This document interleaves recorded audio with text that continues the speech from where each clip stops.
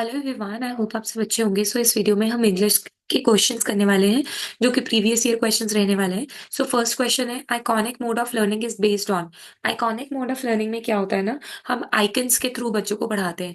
Right, तो icons क्या होते हैं? हमारे डायग्राम्स या फिर इमेजेस। राइट, तो हमारा जो करेक्ट आंसर होगा that is third option. Next question says, while reading for comprehension, we understand that some pairs are example of homograph, which are one of the homograph। इनमें से कौन सा होमोग्राफ है?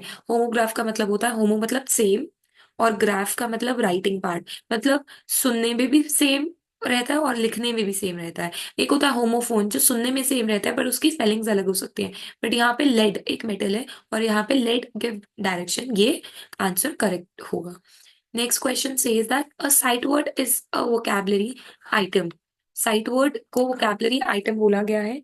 इसका मतलब ये होता है कि एक आपने एक बच्चे को क्या दिखाया, कोई भी एक मीनिंगफुल रीडिंग कराई और उसको देखते ही बच्चे ने समझ लिया कि अच्छा ये इसका आंसर तो ये होगा। मतलब कहते हैं ना, एक साइट से ही बच्चा पहचान जाए, so that the reader recognise, वो क्वेश्चन पढ़ते ही पहचान गया कि अगर मेमोराइज होगा तो आंसर ये नहीं है, रोट लर्निंग होगा तो आंसर ये नहीं है। राइट, इस चैनल पे बहुत सारे डूज एंड डोंट्स भी दिए हुए हैं, आप वो भी जाके चेकआउट कर सकते हैं।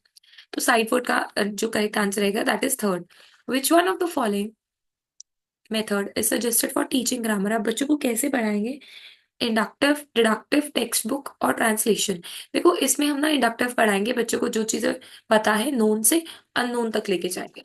Next question we have is, Flower and Hayes regarded which one of the following skills?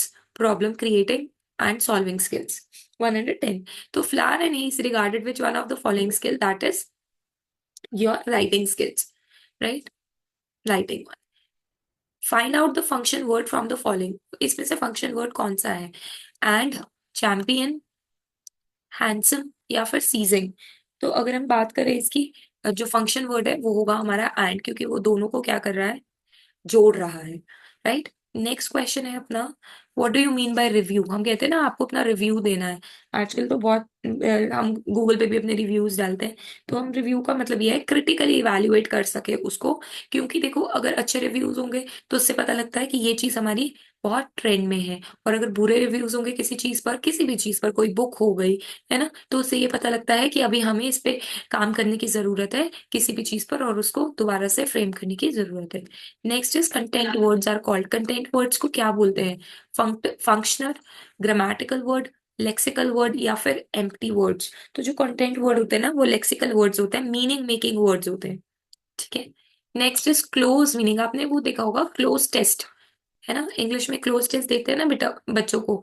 तो क्लोज टेस्ट में क्या होता है, आपने बीच में डैश छोड़ दिया एंड देन सेंटेंस ऐसे चल रहा है, फिर एक और डैश छोड़ दिया, तो that is actually the missing part. बच्चे को मिसिंग पार्ट को ढूंढना है।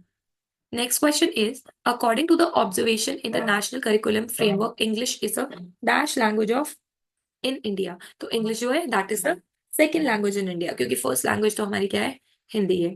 Next question is, the last stage of writing is। जब बच्चा last stage of writing करता है, जब end करता है, तो वो कैसी होती है? Controlled, guided, free writing. Guided मतलब कोई गाइड कर रहा है, फ्री राइटिंग या एडवांस राइटिंग। तब उस टाइम तक वो फ्री राइटिंग करता है, मतलब उसको कंक्लूड करता है।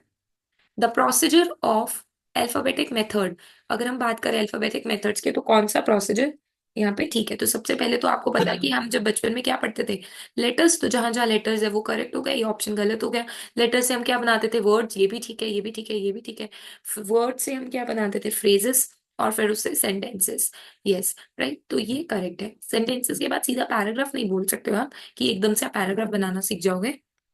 ठीक है, फ्रेजेस के बाद पैराग्राफ नहीं होगा, फर्स्ट फ्रेजेस के बाद सेंटेंस होगा।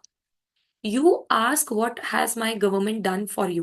उन्होंने कहा तुम पूछो मेरी गवर्नमेंट ने मुझसे क्या, what has my government done for you, कि क्या मेरी गवर्नमेंट ने तुम्हारे लिए किया है। I can answer in two words, two words a lot. मैं दो वर्ड्स में आंसर करूंगा और वो आंसर होगा अलॉट। तो ये क्वेश्चन क्या, कैसा क्वेश्चन है? ये क्वेश्चन है रिटोरिकल क्वेश्चन। ये क्वेश्चन ही एक्चुअली, जैसे क्वेश्चन में हो what are, what has my government, और the task which is done by the government. ठीक है, बट ये क्वेश्चन ही उल्टा है कि तुम पूछो मुझसे, मैं बताऊंगा तुम्हें कि क्या क्या किया है। So this kind of question is a rhetorical question. Next question is, read the exchange. Shall we go out to the garden and find out the names of those corridor flowers near the corridor? Student कहता है yes, yes. Teacher बोलती है yes ma'am please. Here the teacher relates language function with politeness, या फिर makes a polite suggestion, confirms the student's request, या फिर offers an alternative language activity.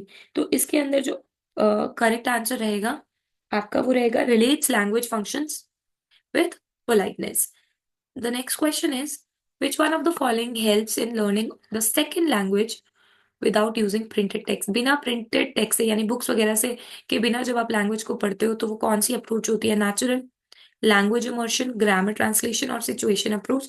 ये चारों मेथड्स, सारे मेथड्स मैंने चैनल पे दिए हुए हैं, आप वो जाके चेकआउट कर सकते हो. सो इसका आंसर जो रहेगा ना वो रहेगा लैंग्वेज इमर्शन. कि बच्चा उसमें इतना इमर्स हो गया है कि उसे प्रिंटेड टेक्स्ट की नहीं, वो कहीं से भी कुछ भी रीडिंग से, इन्वायरमेंट से क्या कर रहा है, सेकेंड लैंग्वेज सीख रहा है. So that's all for today. I hope you like it and please do share and subscribe.